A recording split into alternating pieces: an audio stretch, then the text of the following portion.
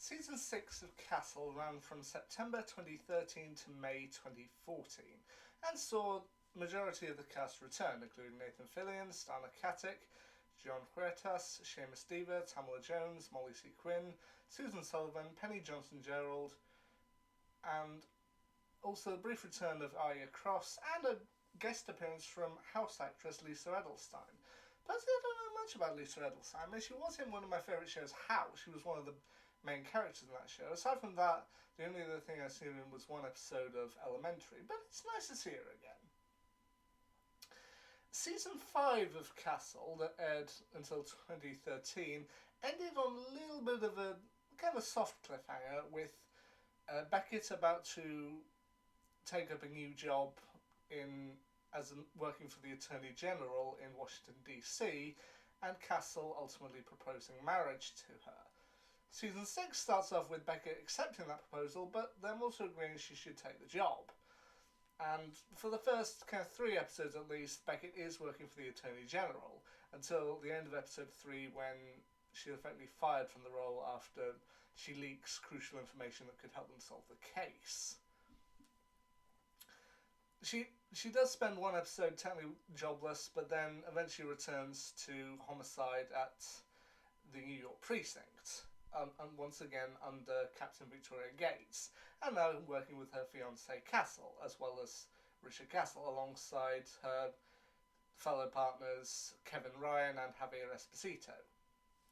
Season 6 would see them deal with things such as a hostage negotiation in a dentist's waiting room, seemingly a time traveller who has information about a crime from the future, Freemason treasure that kind of links into kind of religion and the church, Castle and his daughter Alexis trying to save a man on death row, even though they're kind of in the middle of an argument with each other, Ryan and Esposito hunting down a bomber and getting caught in a building fire, the return of Castle's father, Jackson Hunt, while they're dealing with another set of crimes, the death of a fashion assistant, a girl who soonly dies via telekinesis, 3 people all committing to the same murder on the same day, or in the same set of days, ninjas, an insurance broker, a man who thinks it's the 70s, and so they have to go play along and redecorate the precinct to make him think it's the 70s before he'll give up information necessary to solve a crime. Ultimately, it adds up to a pretty fun season, and does also contain references that I do like, such as when they're dealing with the time traveller murder and they presented a piece of evidence. They're like, what were you expecting? A phaser? Doctor Who sonic screwdriver? You watch Doctor Who?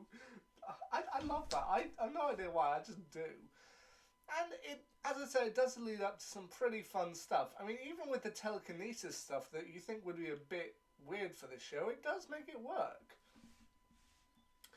The season, though, does also give us a bit of a wrap-up to some stuff with Kate's story. Partway through one of the later episodes, she ends up encountering a case that could link to her mother's murder. And that ultimately leads up, in the penultimate episode, to her finding more information about the man who ordered her mother's death, Senator William Bracken, who is now intending on running for office to become President of the United States. And ultimately, there was said that after season 8 ended, or when they got to the end of season 8, that while they were planning on bringing Nathan Fillion back for seemingly a 9th season, ultimately never happened, they weren't intending on introducing Stana Katic. They were still planning on keeping her alive. The end of season 8, for those who don't know, seemingly ends with Castle and Beckett being caught and essentially shot, held at gunpoint and shot. And some have argued that the final scene, which shows them kind of together, I know I'm not up to season 8 yet, but the final scene shows them together having had many more children and living a happy life.